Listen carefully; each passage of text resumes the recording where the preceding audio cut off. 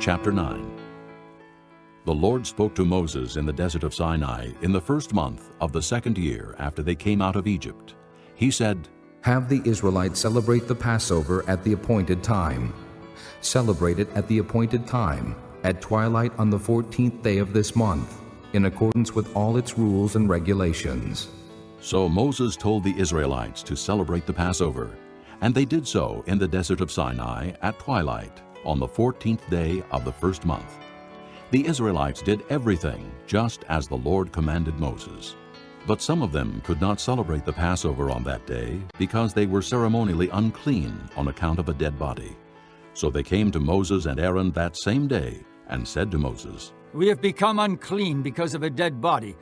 But why should we be kept from presenting the Lord's offering with the other Israelites at the appointed time?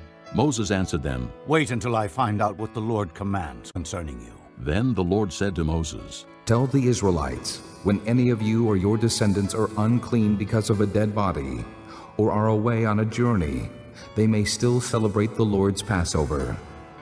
They are to celebrate it on the 14th day of the second month at twilight.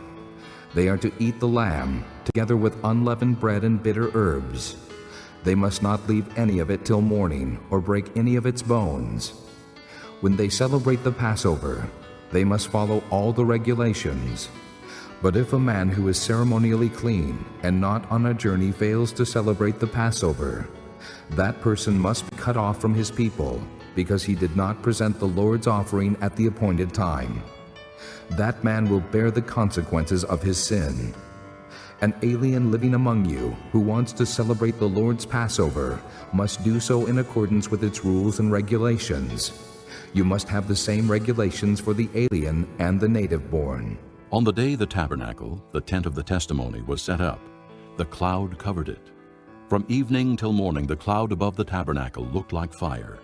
That is how it continued to be. The cloud covered it, and at night it looked like fire. Whenever the cloud lifted from above the tent, the Israelites set out. Wherever the cloud settled, the Israelites encamped. At the Lord's command, the Israelites set out, and at his command they encamped.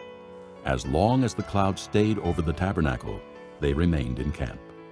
When the cloud remained over the tabernacle a long time, the Israelites obeyed the Lord's order and did not set out. Sometimes the cloud was over the tabernacle only a few days. At the Lord's command, they would encamp.